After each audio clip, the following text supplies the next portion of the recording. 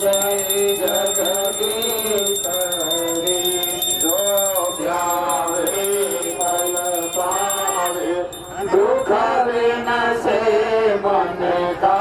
स्वामी दुख विनशे मन का, संपत्ति घर आवे, धन संपत्ति घर आवे। परमात्मा तुम्हारा अंतर्यामी हो स्वामी, परमेश्वर तुम सबके स्वामी। ओम जय से तुम स्वामी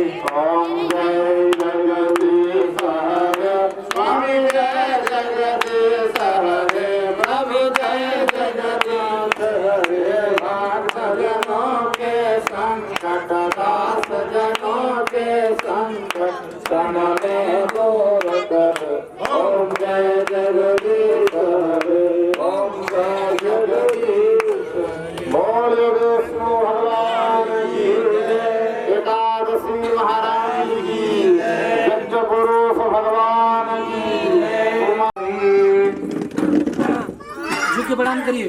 नमः सर्वकार्याय वृंदाधार हे कवि साष्टांग प्रणामस्तु वृद्धेन मया कृता मंत्रहीनं क्रियाहीनं भक्तिहीनं सुरेश्वर जडभोजनं मया देव परिपूर्णं वरदेशु।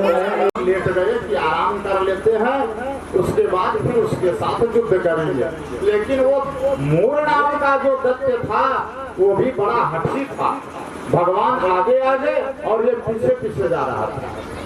और भगवान जब बद्रिका आश्रम गए और जाकर के गुफा में नीचे जमीन पर सो गए वो थके हुए थे, नींद आ गई थी। ये भी पीछे से जा रहा था, गुफा में प्रवेश कर गया और गुफा में प्रवेश किया तो देखा कि अरे वही विष्णु है।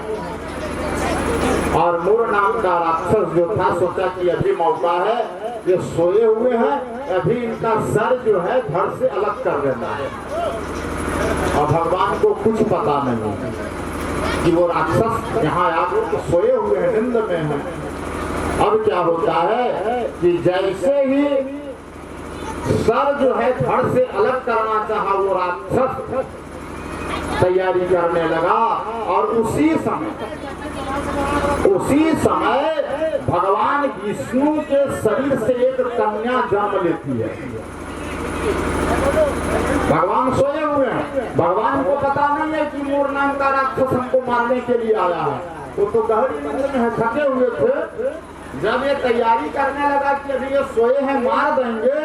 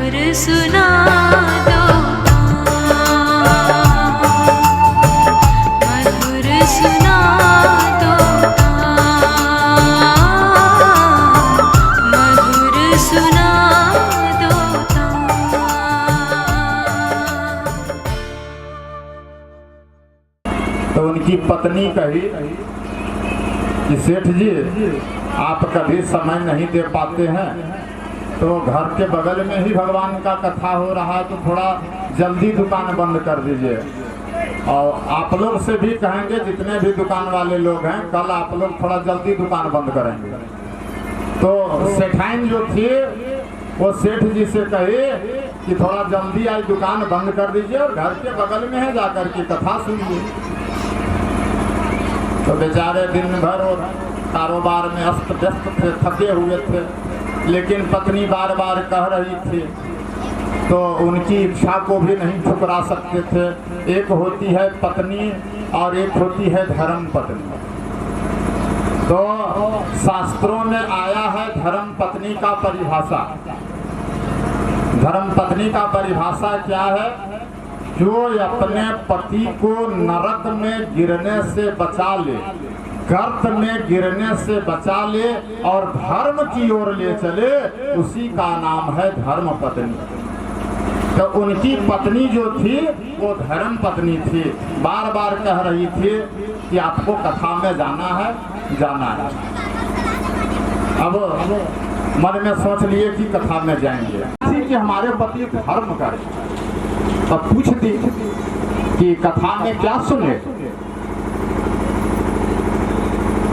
तब सेठ जी जो है सो शिकायत करने लगे कि कुछ नहीं, कथा कुछ हो ही नहीं रहा था, झूठो तुम हमको परेशान कर दी। उनकी पत्नी कही कि तो लोग इतना जाते हैं कथा सुनने के लिए, वक्ता आए हुए हैं, विद्वान हैं, कथा कहते हैं, आप किस तरह से बोल रहे हैं? बोल कुछ नहीं, कथा हुआ ही नहीं, क्या कहें? तो उनकी पत्नी कही कुछ नहीं हुआ।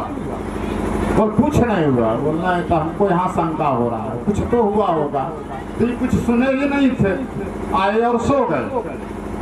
तो बहाना बना रहे हैं। तब वो क्या कहते हैं कि अगर तुम कह रही हो तो सच बता दें, 3 चीज हम कथा में सुने। बोले क्या? आइए, बैठिए, जाइए। तो जिस समय सेठ जी आए थे,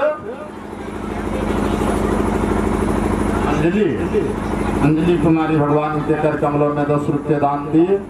भगवान इन्हें लंबी आयु दें, बहुत बहुत आशीर्वाद। बोले आनंद कंद भगवान की, वृंदावन बिहारी लाल की। तो वो 3 चीज बता दिए। सेठ जी बताए पत्नी को कि 3 चीज हम 3 बात सुने हैं, सबको सुने हैं। बोल क्या? आइए, बैठिए, जाइए। पत्नी समझ गई कि कथा नहीं सुना रहे। 3 ही चीज हुआ था। जिस समय वो पंडाल में गए तो लोग बोले आइए। एक उनका जो प्रेम करने वाला था, स्नेही जो था, चादर बिछा दिया, बोला बैठिए। फिर जगह तो कहा कि जाइए। तो यही 3 चीज बता दी। बोले यही हुआ है। पत्नी समझ गई कि कथा नहीं सुने हैं। तब बोली कि अच्छा ऐसा कीजिए, ये 3 जो है ना, 3 शब्द इसका जप कीजिए आप। चले गए अपने कक्ष में, जपने लगे, आइए, बैठिए, जाइए। उनको लगा कि भाई मेरी पत्नी बड़ा धर्मात्मा है, देखें इसमें कुछ होगा वैसा। अब अर्धरात्रि हो गया, 12 बज गया।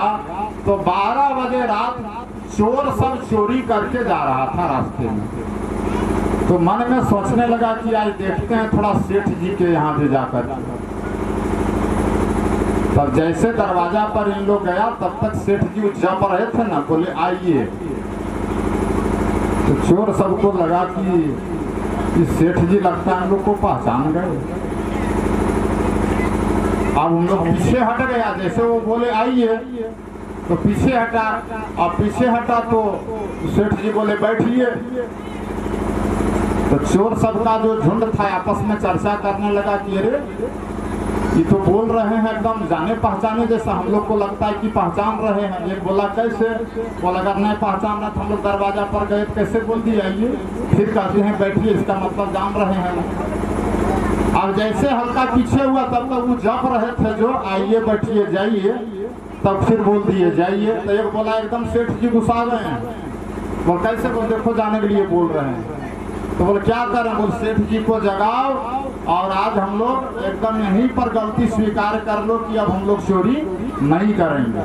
जबकि सेठ जी नहीं जान रहे थे, सेठ जी तो अपना काम में लगे हुए, आइए, बैठिए, जाइए। लेकिन इन लोग चोर सबको लगा कि हम लोग को ये जान गए, इसलिए तो दरवाजा पर गए तो कहते हैं आइए, फिर कहते हैं बैठिए, और गुस्से में बोल रहे हैं जाइए, लेकिन वहाँ आइए बैठिए जाइए तो दूसरा बात है। तब इन लोग गया और जाकर के दरवाजा खटखटाने लगा तो सेठ जी दरवाजा खोल दिए, और दरवाजा जब खोल दिए तो चोर सब गया, और जो भी सामान था, सोना चांदी रुपया पैसा, उन लोग चोरी करके लाकर ले जा रहा था, जो चोरी करके सब वहीं उनके पैर के सामने रख दिया और पैर में गिर गया। बोला सेठ जी कल आप हल्ला नहीं कीजिएगा, आज हम लोग जो है एकदम कसम खिला दीजिए, कसम खा लेंगे, अब हम लोग कभी जीवन में चोरी नहीं करेंगे। सेठ जी कहे कि भाई आप लोग को हम पहचान नहीं रहे हैं, आप लोग कौन है? तो हम लोग कहता है कैसे नहीं पहचान रहे हैं, आपके दरवाजे पर आए तो आप कैसे बोले आइए, फिर कहते हैं बैठिए, थोड़ा सा पीछे हट गए तो बोलते हैं जाइए, तो आप तो पहचान रहे हैं हम लोगों को, अब हम लोग चोरी नहीं करेंगे, जो हो गया इतना दिन कर लिए, लीजिए ये सामान। और झट से हम लोग वहां से निकल करके भागने लगा। सेठ जी जाकर के अपनी पत्नी को जगाए, जगी बोली रे देखो ना कुछ चोर आए थे और बोले चोरी करके सामान लाए और हमारे पास रख दिए हैं, और उन लोग बोलने लगे कि नहीं सेठ जी हम लोगों को पहचान गए, अब हम लोग चोरी नहीं करेंगे, देखो तो ये सामान सब। तब सेठ जी की जो धर्म पत्नी थी कही कि आप भगवान की कथा में एक दिन गए, कथा कुछ नहीं सुने आप, इन्हीं चीज ना बता रहे थे आइए बैठिए जाइए, लेकिन भगवान की कृपा देखिए क्या मिला है आपको। बराबर अगर सत्संग में जाते, भगवान का कथा श्रवण करते, भगवत भजन करते, तो ना जाने किस माध्यम से, किस रास्ते से भगवान आपको कितना धन देते। डायरेक्ट भगवान थोड़े जा करके दे देते हैं, कोई ना कोई माध्यम होता है। तब सेठ जी को ज्ञान हो गया और कहे कि अब प्रयास मेरा रहेगा कि कहीं भगवान की कथा होगी तो कथा में जरूर जाएंगे। इसलिए आप लोगों से भी कहना होगा, और विशेष करके माताएं बहन, भगवान का जहाँ कथा हो जाना चाहिए, बड़ा पुण्य मिलता है। बोलिए वृंदावन बिहारी लाल की है।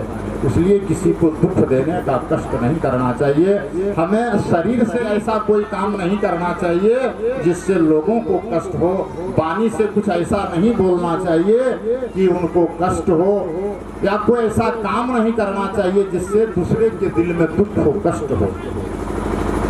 गौ माता कष्ट में थी, वो लड़का इग्नोर कर दिया, ध्यान नहीं दिया। गौ माता कष्ट में थी, दुख में थी, तो दुख के मारे आवाज निकल गया कि तुम ससुराल जा रहे हो, जाओ तुमको श्राप देते हैं कि अगर ससुराल में तुम जाकर के पानी भी पी लिया तो पशु बन जाएगा, हम पशु जोनी में हैं, तुम भी पशु बन जाएगा। बोलिए वृंदावन बिहारी लाल की।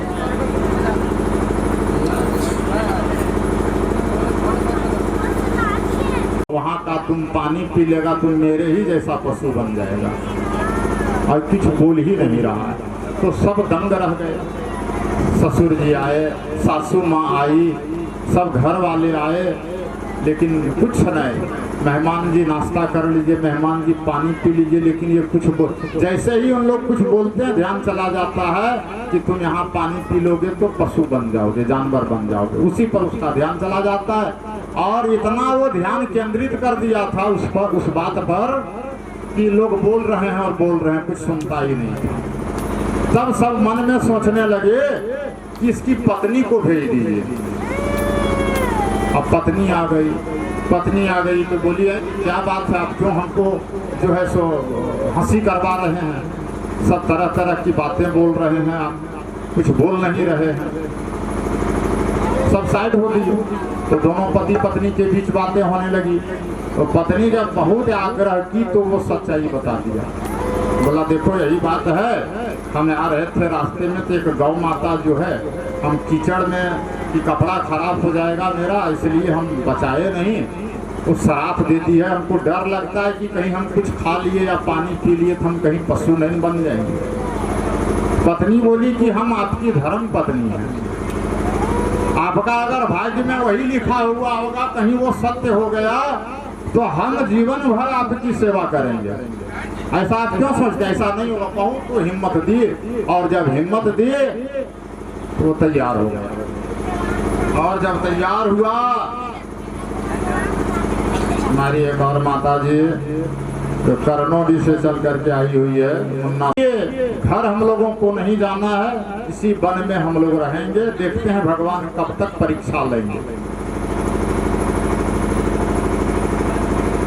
भगवान का जो भक्त होता है और सच्चा भक्त होता है, भगवान परीक्षा लेते हैं उसमें। जितने भी आप लोग कथा सुनेंगे, भक्तों का नाम आया है, भगवान सबका परीक्षा लिए।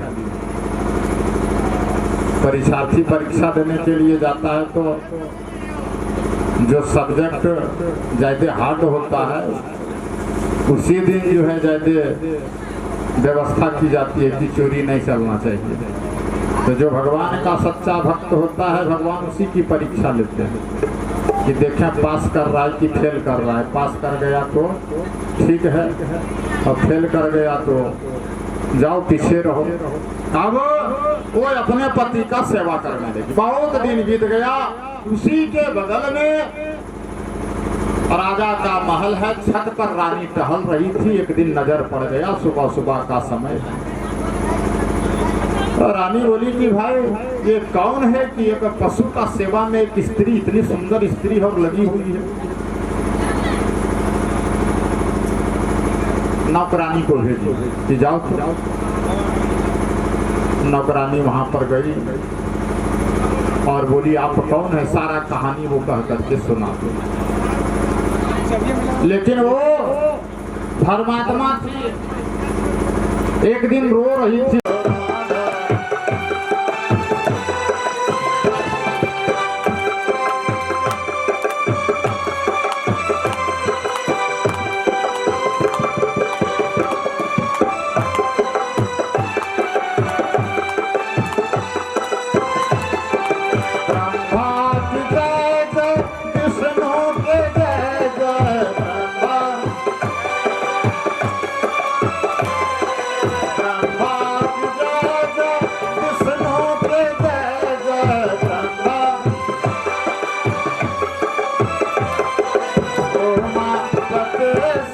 देखिए एकादशी व्रत का क्या महत्व है।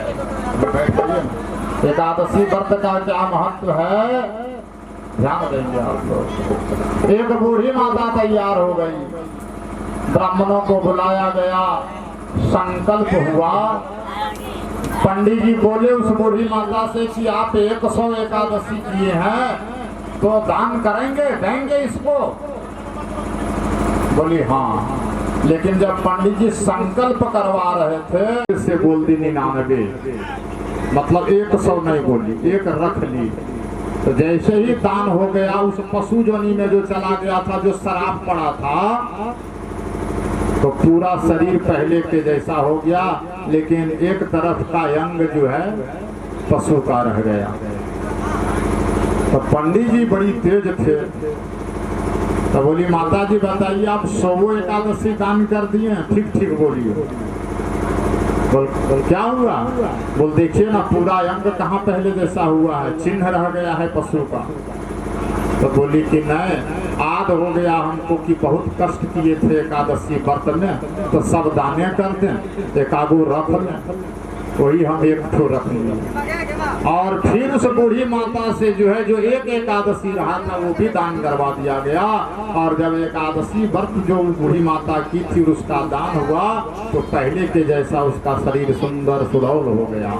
इसलिए देखते होंगे कभी कभी आप लोग, कोई ज्यादा कष्ट में रहता है, ना मर रहा है ना बढ़िया से जी रहा है, तो लोग क्या कहते हैं कि एकादशी किए होंगे तो दान कर दीजिए इसके नाम से, इसका कष्ट दूर हो जाएगा, दुख दूर हो जाएगा।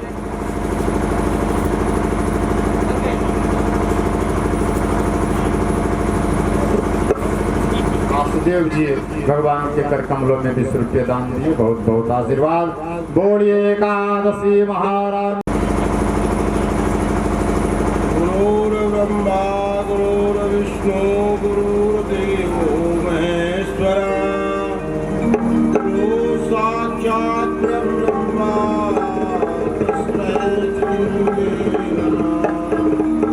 अज्ञान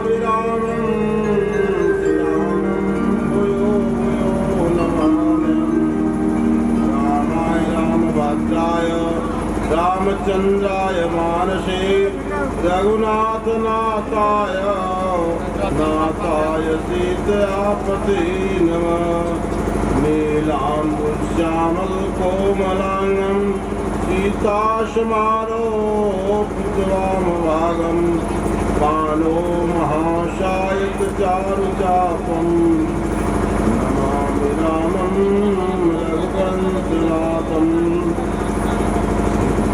मनोजं मारुततुल्यवेगं जितेन्द्रियं को चित्तार्थ करने वाली माताएं तथा ध्रुव प्रहलाद आदि जैसे राम भक्त भाई बालकों, अभी आप लोगों ने एकादशी महात्म की कथा श्रवण कर सब सुन करके आनंद लिए। तो आवे हम लोग 2 मिनट पहले भगवान का नाम जप करके अपनी जीवा को शुद्ध करें। बोलिए श्री राम जय जय राम। 84 लाख योनि भ्रमण करने पर तभी मनुष्य का तन मिलता है। तो मनुष्य तन बहुत मुश्किल से मिलता है। मनुष्य तन पा करके अगर हम लोग धर्म नहीं करेंगे तो हम लोगों का जीवन कैसा हो जाएगा। रामचरितमानस में छुपाई आया, भक्तिहीन, केवल सुनिएगा, भक्तिहीन नर सोहहि कैसे, लवनहीन बहुबिंजन जैसे। सुलभ नहीं होई। यह आप लोगों का जो है सो बहुत पुण्य का भागी है। जन्मांतरे श्रीमद् भागवत में आया, जन्मांतरे भवेत पुण्यम सदा भागवतम कथा लभेत। वर्तमान काल में मनुष्यों का जब भाग्य उदय होता है तभी सत्संग कथा श्रवण सुनने को मौका मिलता है। तो आवे हम लोग, तो शिव जी बोले कि ये तो हमसे होगा नहीं, आप लोग विष्णु भगवान के पास चले जाइए। तो उन दोनों चले गए विष्णु भगवान के पास। अब विष्णु भगवान बोले कहे कि हम तो सभी लोगों को पालन करने में लगे हैं, मेरे पास समय कहाँ है, ये हमसे होगा नहीं, आप लोग चल जाइए शेषनाग जी के पास। तो शेषनाग जी के पास गए तो शेषनाग जी ने कहे कि दोनों में हम तो धरती का भार मेरे ऊपर है, तो दोनों में आप लोग धरती का भार कौन लेते हैं, लीजिए। तो विश्वामित्र जी हैं सो बोले कि नहीं हम धरती का भार लेते हैं। जैसे ही विश्वामित्र धरती का भार लिए तो धरती लगी।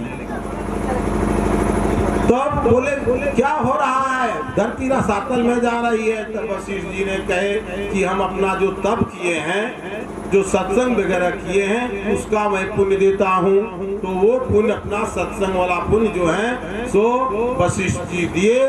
तो धरती जो का त्यों रह गई। तो सत्संग का इतना बड़ा महत्व है। थोड़ा समय देंगे, उसके बाद आरती होगी, आरती के बाद ही आप लोग जाने का कष्ट करेंगे। तो सत्संग का कहा गया है, पग पवित्र तीर्थ गौनम, कर पवित्र कछुदान, मुख पवित्र होत है, भजले सीताराम।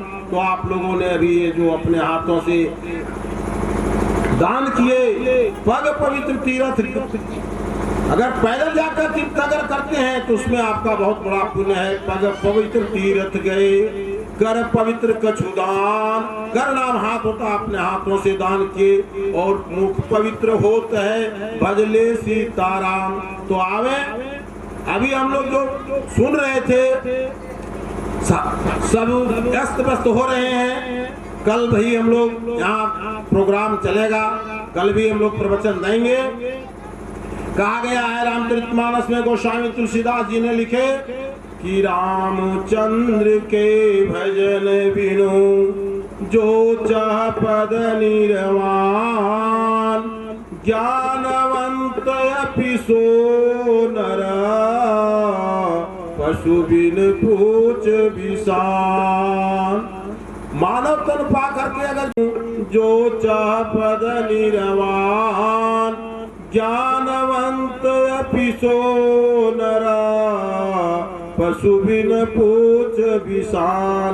ज्ञानी से ज्ञानी पुरुष भी हो और अगर भगवान का भजन नहीं करता है तो वह पुरुष जो है सो पुरुष नहीं माना जाएगा। इसलिए भगवत भजन करना चाहिए। उजर वस्त्र पहन के पान सुपारी खाए, एक हरि के नाम बिना बांधा जमपुरी जाए। उजर वस्त्र पहन लेने से और मुंह में पान सुपारी खा लेने से कोई बड़ा महान नहीं बनता है। अगर भगवान का नाम नहीं लिए तो आपका मानवतन का कोई फल नहीं निकला। तो अभी आप लोग जो भगवान का नाम लिए तो जमपुरी आप लोग कभी बांधे हुए नहीं जाएंगे, ये निश्चित है। तो सत्संग का बहुत बड़ा महत्व है, इसलिए सत्संग करना चाहिए। आवे एक दृष्टांत सुने। एक समय की बात है, एक बार अकबर बादशाह ने अपने दरबार में कर्मचारियों के बीच में कहा कि हमें 3 सामान चाहिए। बोले क्या सामान चाहिए? बोले यब तब और यब न तब। तो अपने दरबार में कर्मचारियों के बीच में रखे। अब सामान के लावे को नहीं ला सका। तब बादशाह को संतोष नहीं हुआ तो बीरबल को बोले कि बीरबल आप 3 सामान को ला सकिएगा? बोला हाँ हजूर बोलिए। बोले 3 सामान का क्या क्या लाना है? बोल आपको 10 रुपया का यब लाना है, फिर 10 रुपया का तब लाना है और 10 रुपया का यब न तब लाना है। बीरबल 30 रुपया दिए, बादशाह 30 रुपया दिए बीरबल को, और बीरबल जो है सो चले गए सामान लाने के लिए। तो जैसे मान लीजिए ये रेहाटन है, रेहाटन के आगे चल जाइए नगरा, तो नगरा में वो नया होटल खुला हुआ था, वहाँ गरम जलेबी निकल रही थी। तो वो बीरबल जो है सो ले लिए 10 रुपया का जलेबी, ये हो गया याद। और नगरा के बाद चल गए केसवारी। तो वहाँ क्या हुआ कि एक जगह सत्संग इसी तरह से प्रवचन हो रहा था, तो पुस्तक पर वो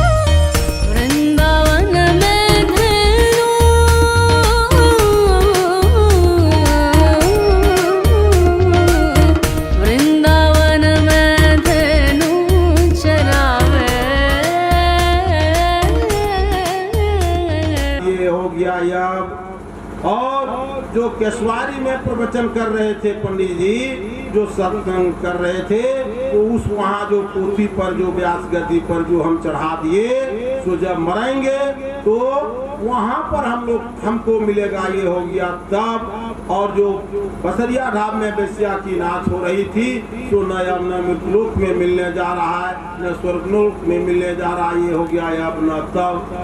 तो बादशाह सुन करके संतुष्ट हो गए। इसलिए कहा गया है कि सत्संग वगैरह जहाँ हो वहाँ जाना चाहिए। एक श्लोक आया है कि दे द्विज गुरु भार्या वैद्यो नक्षत्र पाठ का रिक्त हस्तंग ना गंतव्यम कम कार्य न सिद्धति। जहाँ देवता का घर हो, गुरु का घर हो, ब्राह्मण के घर जाए पत्रा पानी देखने के लिए, वैद्य मतलब होता है डॉक्टर के यहाँ जाइएगा खाली हाथ, और पत्नी के पास आप जाइएगा खाली हाथ, तो आपका काम सिद्ध नहीं होगा। इसलिए कवि ने लिखा, विद्वान ने लिखा कि दे द्विज गुरु भार्या वैद्यो नक्षत्र पाठ का रिक्त हस्तंग ना गंतव्यम, मेरे खाली हाथ नहीं जाना चाहिए। रिक्त हस्तंग ना गंतव्यम तम कार्य न सिद्धति होई। हनुमान जी क्या कहते हैं कि मनुष्यों के पास संपत्ति तब भेजते हैं जब लोग हमको भजन करने के लिए भूल जाता है, उसी के पास संपत्ति भेजते हैं। तो रहीम कबीर ने क्या बोला कि दुख में सुमिरन सब करे, सुख में करे न कोई। अगर सुख में सुमिरन करे तो दुख काहे को हो। अगर सुख में भगवान का भजन कीजिएगा तो दुख काहे को आएंगे।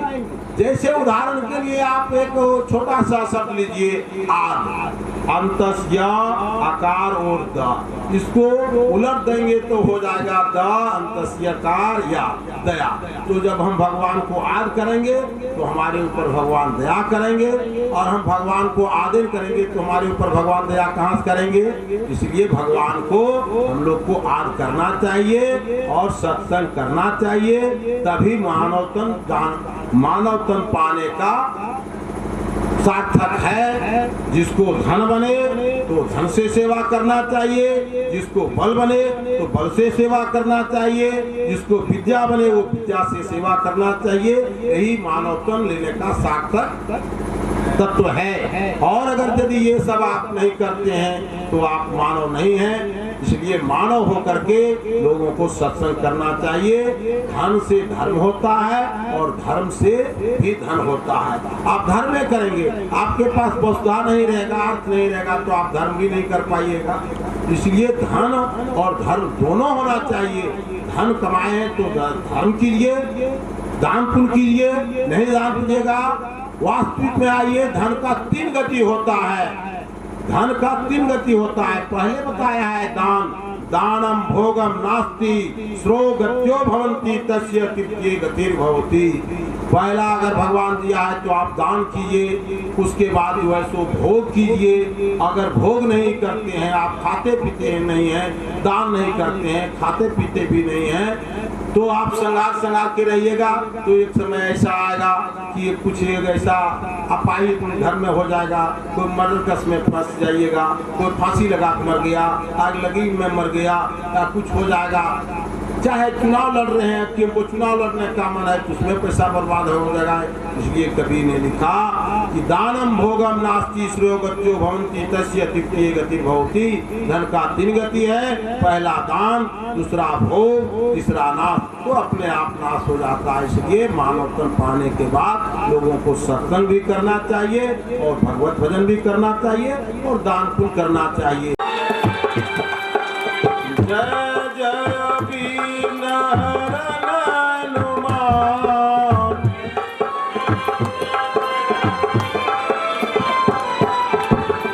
श्री राम जय जय राम।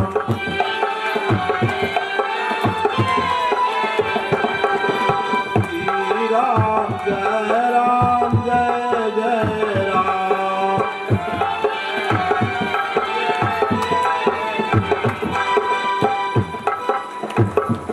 छोटा सा भजन 2 लाइन का गाएंगे, आप लोग बोलेंगे।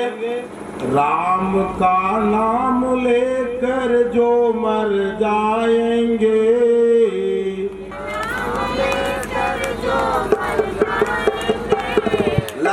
कि आप लोग सप्ताह दिन से भोजन नहीं किए। ये जो मुंह बना है सो केवल खाने के लिए नहीं बना है, भगवत भजन नाम उच्चारण करने के लिए बना है। राम का नाम लेकर जो मर जाएंगे,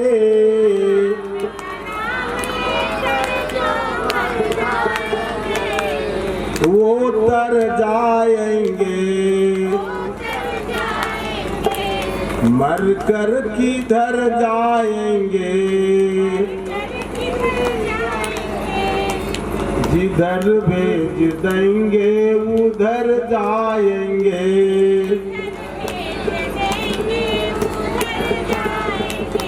टूट जाए न माला कहीं नाम की,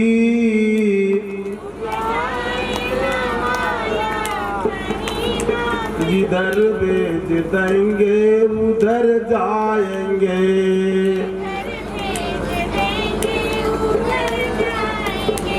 ये न मानो आपकी,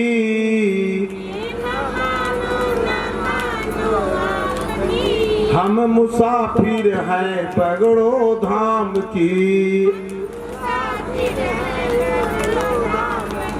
राम का नाम लेकर जो मर जाएंगे,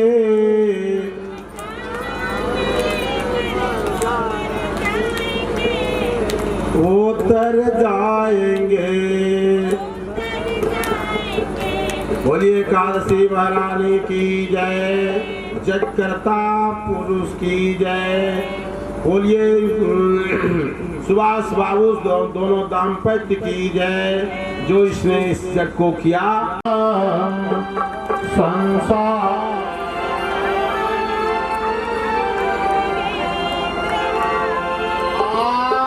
संत हृदयारविंद भवम भवानी सहतम सीताराम जी की आरती उतारो है सखी, सीताराम जी की आरती, सीताराम जी की आरती उतारो है सखी,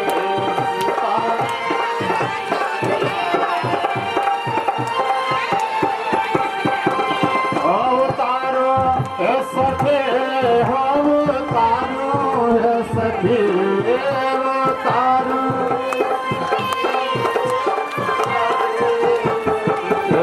राजा राम जी की आरती उतारो है सखी, राजा राम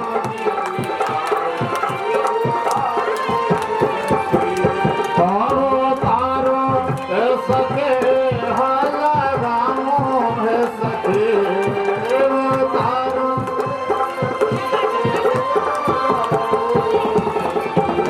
चारों भैयन की आरती उतारो। कौशल्या के राम बबुआ सुमित्रा के लक्ष्मण,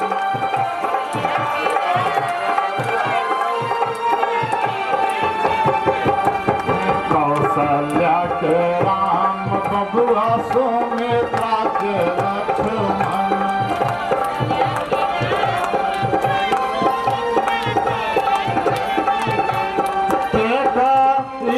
भरत भुवाल है सखी जग,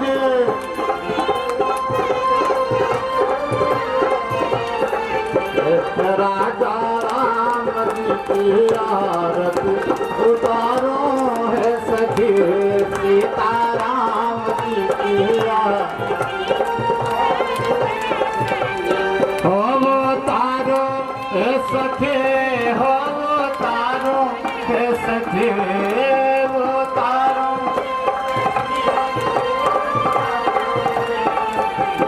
चारों भैयन की आरती, चारों बहना की आरती, हनुमान जी की आरती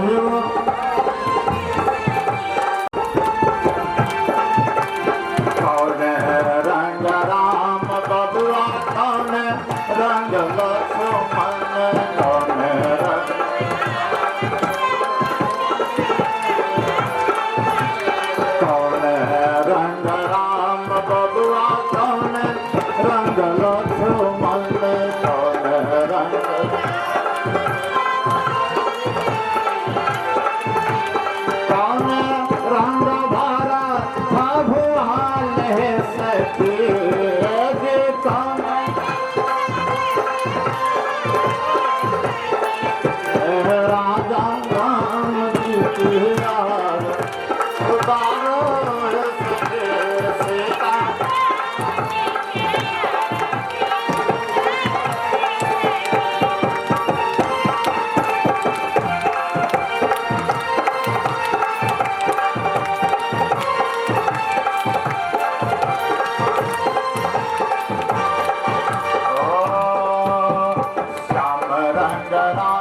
बबुआ गोर रंग लक्ष्मण श्याम रंग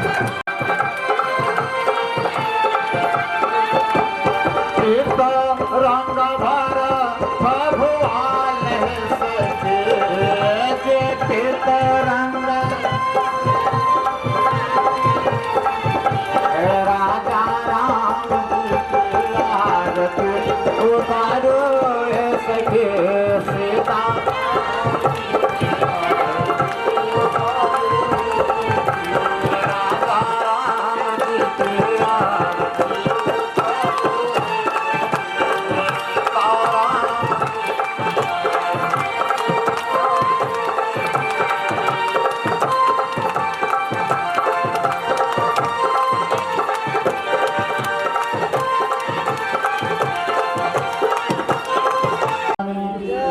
यज्ञ पुरुष भगवान की उमापति महादेव की वीर बजरंग बली की धर्म की और धर्म का प्राणियों में विश्व का गौ माता की सनातन धर्म की हर हर हर महादेव पार्वती पतये नमः।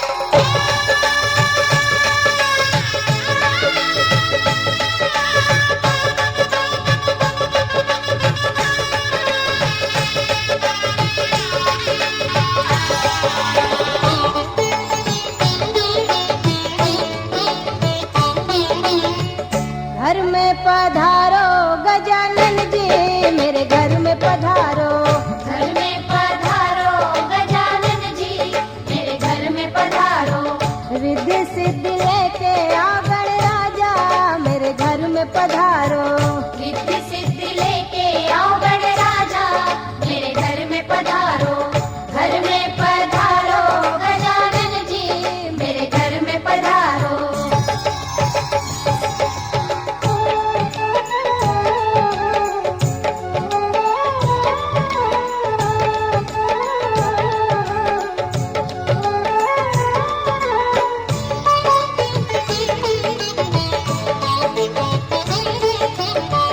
राम जी आना लक्ष्मण जी आना राम जी आना लक्ष्मण जी आना संग में लाना सीता मैया मेरे घर में पधारो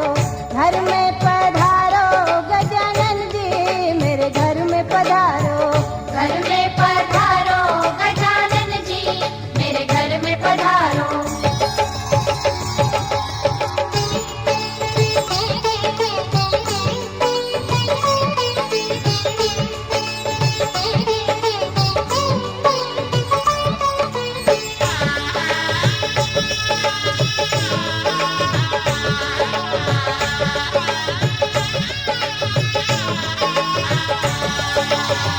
ब्रह्मा जी आना विष्णु जी आना ब्रह्मा जी आना विष्णु जी आना भोले शंकर जी को ले आना मेरे घर में पधारो गजानन जी मेरे घर में पधारो घर में पधारो गजानन जी मेरे घर में पधारो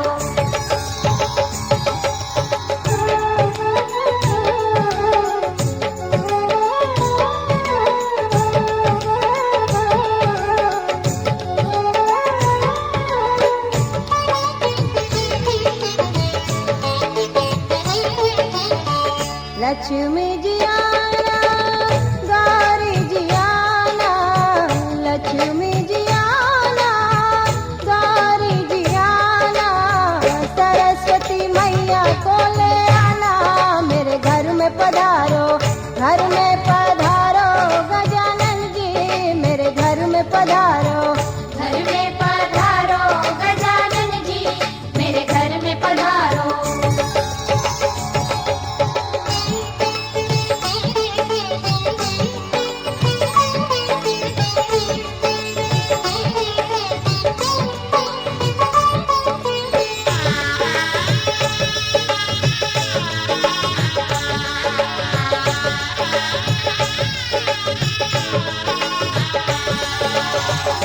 विघ्न